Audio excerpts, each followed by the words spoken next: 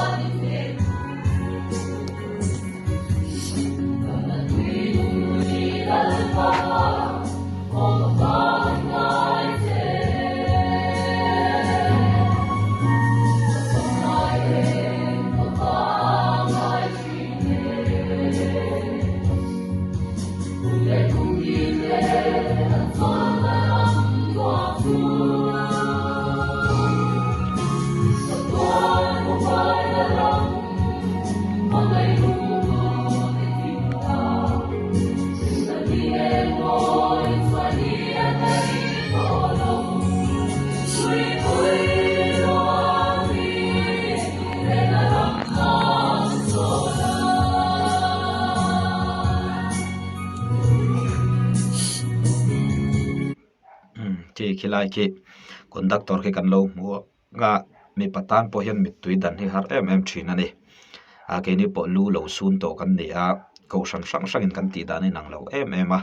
ke ni ko sana chuan sun na huna hian minute khat music kan play thina khami music re po khan nuk kheti ul ma em a lung akwai big em ani tiang chuan mizo ta hi kan la chevek lo ni ti lan na tur hi tam taka om thin ani tuna po pathian du em heti taka rong bol ngai poimo hi chu a rong bol sak pathian hian a hre rengang te hi ka ringa ka be se tlatani tin zai pol tan zai thiam tak zet ka soi thiam danin a tho in a thlok del hetian mai mi ching pa in mu pa te pon han ngai thlaila mi pa po hi kan pa zo lo mai thayani mi tu hi aron dir ve zoi thayani chuti khop chuan an din mura hian ma ni voin da taila conductor a hian kan ke ma ni thau khain da chin taila chumi nu na tang chuanin he la hian ke ma ni thuk zo kem thua soile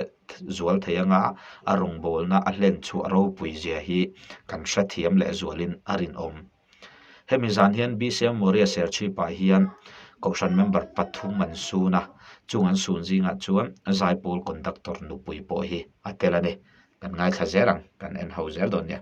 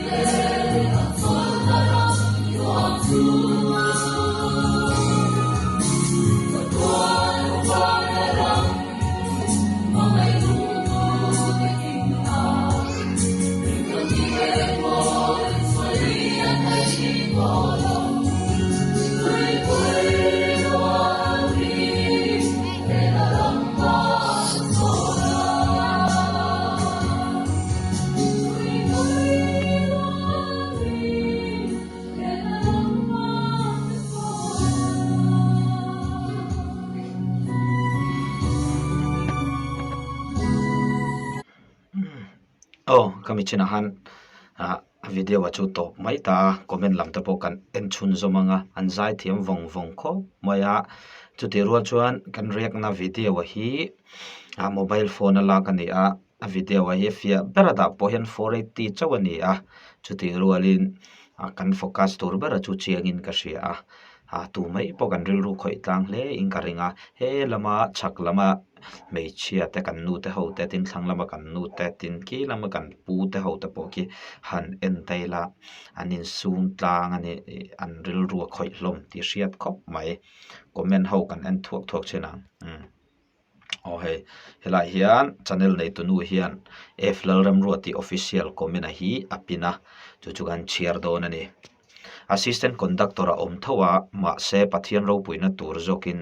ama nge in ti hlotlina duwa atan harsa hle ma se anu pui pola hun nununga ati sakve theitok ati ani tinia aro pui le zual ani tikhan kan hret chiang le zual ome anhuaya hian changte enter te hian a phua tu hi evanal rinum hau na marina hau nar ni in ka hria lelam ko san u naw UPC te hian hla tha tak tak mai an phua an fakom thin khopani atia kan like sakve nga langa an comment ate po hi o adikani rongkan bol ho na sakop mai azong song hi chu ka ko an comment ai chu ka chiar fek lo nga maro chu min ne zual tu bi kai kan chiar don ani ke pon comment ka vo pve a heti taka pathian rongbol ngai poimo tu chu afak thin pathian khian a hre rengang angai sanom hle mai ting comment ka vo pve bok ani tiang chuan he lai hian aro pui hle mai mi pa ni a har hle mai ti pol anom boka he mi tam tak ngai dan ani karing ani he lai chu sun na hla tan hian avahana in me tak em kalung an ti chia ti to anom boka engpo ni se min ne tlang ani tin mizo zinga hian thei to pa pathian rong bol tlat mi enga mozat men la oma pathian hi zong zong a thanga pathian tu em tu enga mozat men lo mani ti telang chiang tu ni in ka sia an chan de na hla in me tak moi takin an ron sa ril ruan ne le mai ring tu te hi har sat na run thak tak tak ten tuam vel thin ma se andul ve ngai lo conductor lal pan thamwanin ompui zel ro se han ti boka hela hian conductor nu na tang hian zirtur kan nga khop maya chuwang chuan he hla po hi pathian in mang nge in karing ani